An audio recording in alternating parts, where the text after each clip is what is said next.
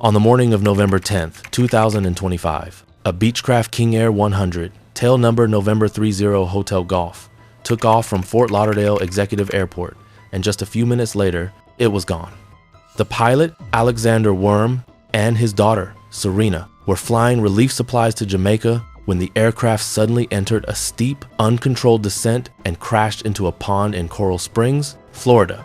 Let's see if the early signs can tell us what went wrong.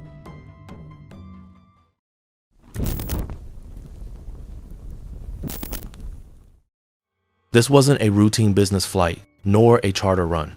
Alexander Wurm and his daughter Serena were part of a Christian ministry called Ignite the Fire, working with Crisis Response International.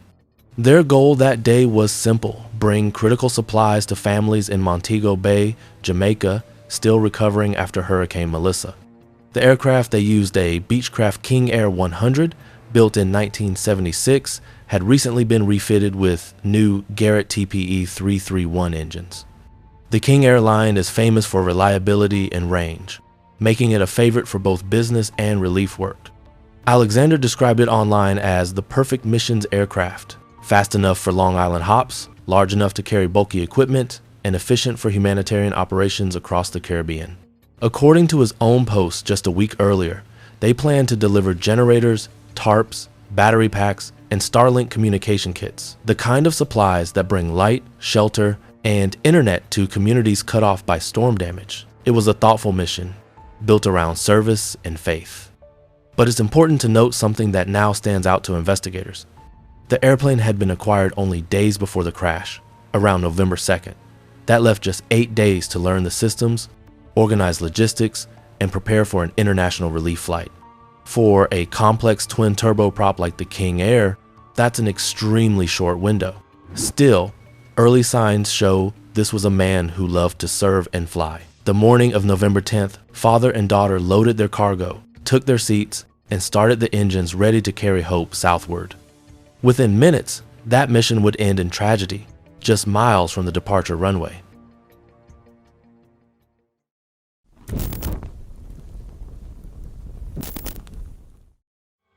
Let's listen together to the final exchange between November 30 Hotel Golf and Air Traffic Control. We'll hear it in full, then break it down piece by piece. November 0 Hotel Golf, contact Miami departure. Roger that, thanks for that, please go.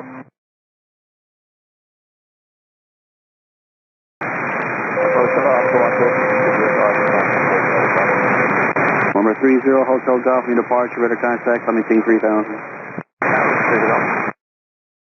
So far, everything sounds completely standard. The tower hands the aircraft off to Miami departure. That's normal for outbound traffic leaving Fort Lauderdale Executive's airspace. When Miami responds radar contact, it means they've got the aircraft on radar, confirming identity and altitude. The pilot's voice is calm, confident, and perfectly correct. This is the sound of a routine IFR climb on a clear morning. Number 30 Hotel Golf, climbing King 4000. 4000. Number 0 Hotel Golf, turn right, heading 120. 120, to go.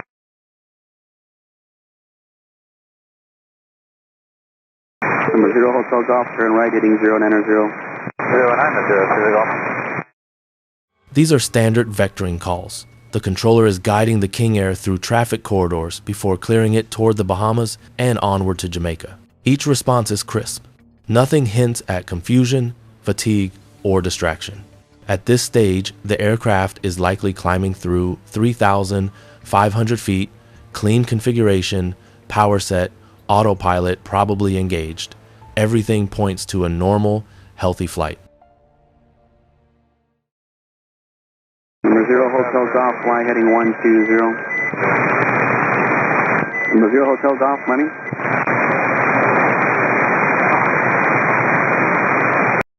Here's where the tone changes. The controller hears a broken transmission, something garbled or incomplete. It's possible the microphone was stuck, or the pilot was in the middle of handling something else in the cockpit. But almost immediately after this unreadable reply, the radar track shows a sharp altitude drop. That timing matters. Number 0 Hotel Golf, Pompano Airport, jet to 12 o'clock in about 4 miles. I see you descending, number 0 Hotel Golf.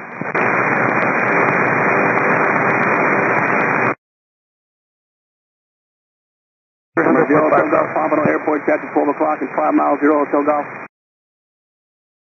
Now you can hear the urgency rising in the controller's voice.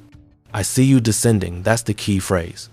The aircraft was dropping fast enough for ATC to get a low altitude alert on the radar screen. Offering Pompano Airport straight ahead was a last-ditch lifeline, a place to land if the pilot could level off or glide, but there's no readable response. Seconds later, the radar trace ends. From 4,000 feet down to ground level in less than half a minute, a descent rate approaching 13,000 feet per minute and speeds climbing past 260 knots. There's no mayday, no emergency declaration. That silence tells us how sudden this event was. Whatever happened left almost no time to talk, only seconds to react. In the next section, we'll visualize those final moments, how the aircraft looked in flight, what witnesses captured, and what the data says about that uncontrolled dive.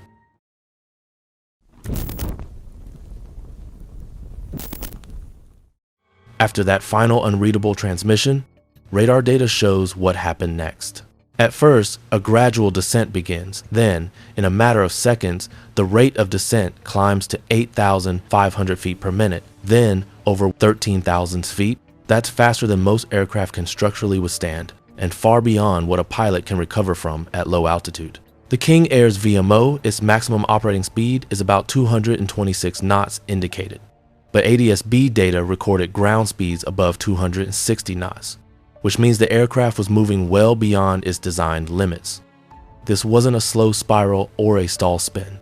The speed profile and descent angle point to something much more violent, a rapid, nose-down plunge with power likely still on the engines.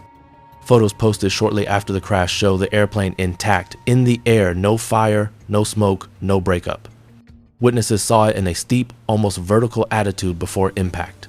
The aircraft struck a small pond in Coral Springs, Florida, just minutes from where it took off. The right wing clipped a tree, the horizontal stabilizer was bent after hitting palm trees, and the nose gear came to rest near the pond's edge. Despite the devastation, all major components, wings, tail, and fuselage were present, meaning it hit the ground as a single, intact aircraft. The impact was so violent that the structure was almost completely destroyed. Yet, remarkably, the crash site was only yards away from nearby homes. Some described it as a miracle it didn't hit any houses, but in truth, that's likely the result of physics, not control. Once the dive began, there was little anyone could do to choose where it ended. This was not a stall, not a spin, and not a controlled forced landing attempt. The data points to a high energy loss of control, one that unfolded in seconds and left no room for recovery.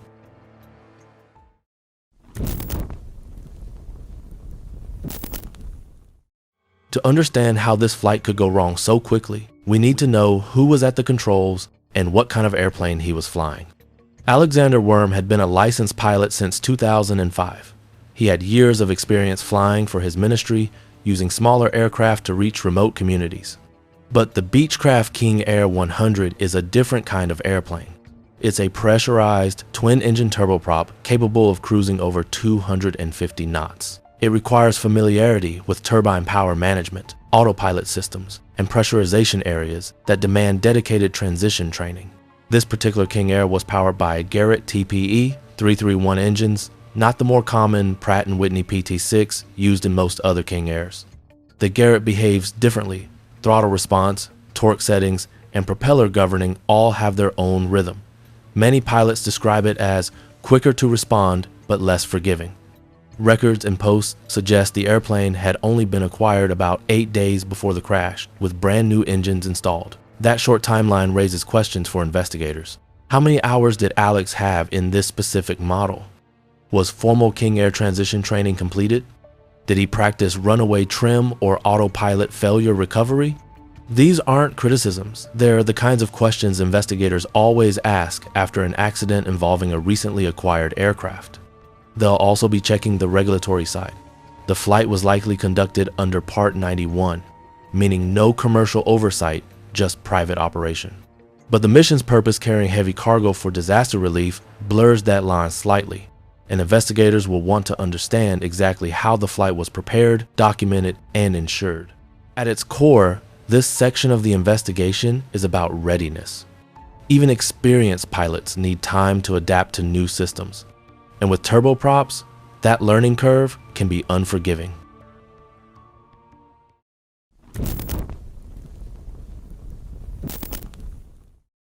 Cargo may not seem like a headline factor, but for investigators, it's a critical piece of this story. According to social media posts, the flight was carrying generators, tarps, battery packs, and Starlink communication kits, equipment meant to restore power and communication in Jamaica. But some of those items, especially fuel-powered generators and lithium batteries, require careful separation and secure tie-downs. Professional cargo operations are governed by strict standards. Batteries must be isolated, fuel tanks drained, and each piece restrained to prevent movement under G-forces. Even under private rules, those precautions are considered best practice. Cargo management may not be the root cause, but in aviation accidents, it's often one of the factors that turns a small issue into a catastrophic one. As of now, weather appears to have played little or no role. That leaves three main pillars for investigators to focus on. First, the pilot. They'll examine Alexander Wurm's flight experience, recent training records, and how familiar he was with the King Air's autopilot and trim systems. If a system malfunctioned, understanding his reaction and training background will be key. Second, the airplane. The King Air 100 was freshly equipped with Garrett engines and recent maintenance work. Investigators will go through the engine logs, autopilot servos, and trim components to check for mechanical anomalies or wiring faults. The speeds involved suggest the aircraft may have exceeded structural limits, so the wreckage analysis will look for any signs of control surface failure or trim runaway. And third, the cargo. Every piece of freight will be traced how it was loaded, whether any contained fuel or active batteries, and if it could have interfered with flight controls or balance. The unintelligible final audio might hold an important clue. Even a fragment of words could reveal whether the pilot was reporting a runaway trim, a control issue, or perhaps smoke or vibration. Unfortunately, the aircraft's destruction in the pond means there may be little recoverable evidence.